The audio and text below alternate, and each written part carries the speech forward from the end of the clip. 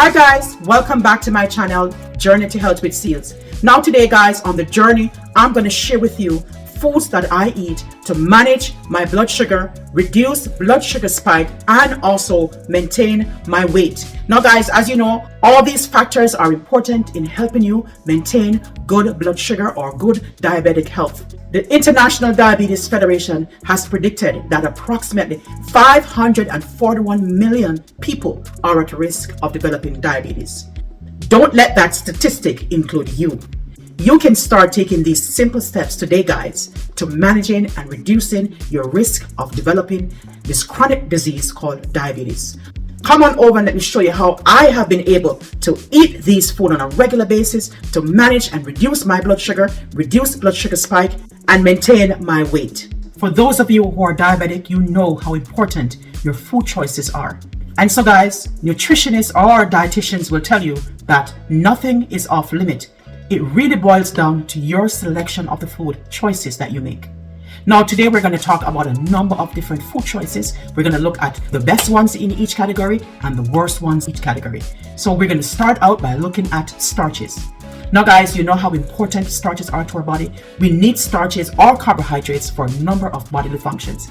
Now guys, in the starches category, some of the best starches that I have been able to use to manage my blood sugar is to have like brown rice, oatmeal, quinoa, and there are millet and amaranth.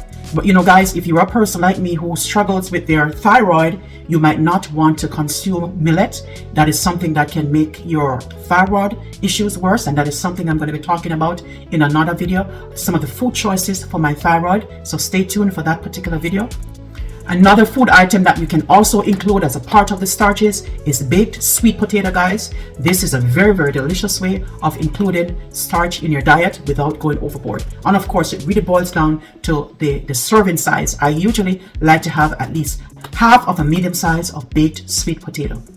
Still in the category of starches, guys, these are the worst food choices that you can make, and that includes white rice, white bread, flour, cereal, French fries, and white flour tortillas. Those food items, guys, will rapidly spike your blood sugar, and that's one of the reasons why we're encouraged by our doctors or dietitian to ensure that we're making good food choices when it comes on to our starches. So the next category of food we're going to be talking about is our vegetables. And for diabetic, you know how important consuming your vegetables. Vegetables give you a lot of fiber, and guys, it really does make you a lot more regular.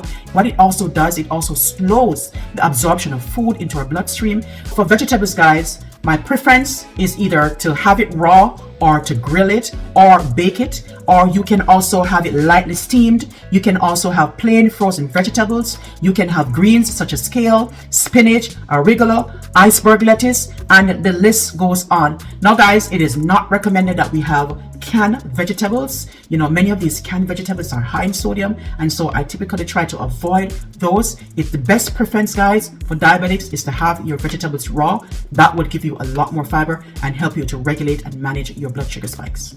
Another tip that I like is that when I'm having my vegetables, to think about colors. Think about green and red and orange, and when you think about that, guys, you want to have a mixture of different colors in your vegetables. You can have different color lettuce. You can also have different color bell peppers. That will go a long way, and all these vegetables are packed with antioxidant. They are not only good for our health but also for our skin, and so that would be an amazing way to incorporate vegetables or to manage your blood sugar spikes. Now, some of the worst choices of vegetables to make are sauerkraut, canned vegetables, vegetables cooked with a lot of butter or cheese or sauces, and pickles. If you are having pickles, limit the amount of pickles that you have. They're very, very high in sodium, guys, and so we ought to manage our sodium intake. As you know, this can impact our blood sugar and also have an impact in our overall health. The next category of food choices that I want to talk about for diabetics is our fruits. And as you know, fruits give us a lot of vitamins, it gives us a lot of carbohydrates, it gives us fibers, it gives us minerals. All these important nutrients are to nourish our bodies, guys. There are good choices of fruits and there are bad choices of fruits for diabetics. And Fruits that are very, very high in fructose or glucose are to be avoided. If you're going to have these fruits, you can have them in moderation. For me personally, guys, I find that having berries are really, really helpful for me. And so I love to have my strawberries, my blueberries, my blackberries. And so if you are in a country where you don't have access to these berries, there are many other fruits that you can actually consume that will not raise your blood sugar. There are other fruit categories that are recommended for diabetic. You can consume other fruits such as plain frozen fruit or canned fruit without the sugar. You can also have sugar-free or low sugar jams. And so those are the recommended food choices if you're going to have fruits on a regular basis, which we are. We are encouraged to have our fruits on a regular basis. Those are the food choices that I make to help me on my journey to maintaining good blood sugar health. The worst food choices for diabetics include canned foods with heavy syrup, chewy fruit rolls, regular jam, jelly, and preserves, as well as sweetened apple sauce, fruit punch, fruit drink, and fruit juices. So all of these, as you know, guys, food choices would definitely spike our blood sugar really, really fast. And so the recommendation is to stay away from these fruit choices. Now, guys, the next food category I want to talk about is our protein. And there are many, many good choices for diabetics. There are a lot of lean meat out there in many different categories, whether you're a meat eater or you're a vegetarian or you're vegan. For me personally, I like to have my eggs. I like to have a little bit of chicken every now and then. I like to have my nuts. My nuts are very, very important to me. The American Diabetes Association lists these as the top options for diabetics, and that is plant-based proteins such as beans, nuts, seeds, or tofu. You can also have fish and seafood, chicken or poultry, and it's best to choose lean meat as well, and egg, as well as low-fat dairy. And so those are the food choice categories, guys. You can eat, from all these variety of different protein. Again, it really boils down to moderation. Now, guys, if you're a meat eater, the recommendation is that you eat meat that are lean or low in fat. And if you're going to be consuming like poultry, like chicken or turkey, you can also remove the skin to ensure that your fat intake is less. Now, for the worst category, the worst food choices when it comes onto your protein are going to be things like fried chicken or meat that is higher in fat. And if you have like regular cheese, poultry with the skin on, deep fried fish, deep fried tofu, or beans prepared in lard, all these things, guys, are going to contribute to our weight gain. And as you know, the more weight you gain, the higher the probability is for you to develop diabetes. And so I like to maintain my weight by working out on a regular basis. That way I'm able to maintain my blood sugar in a normal range.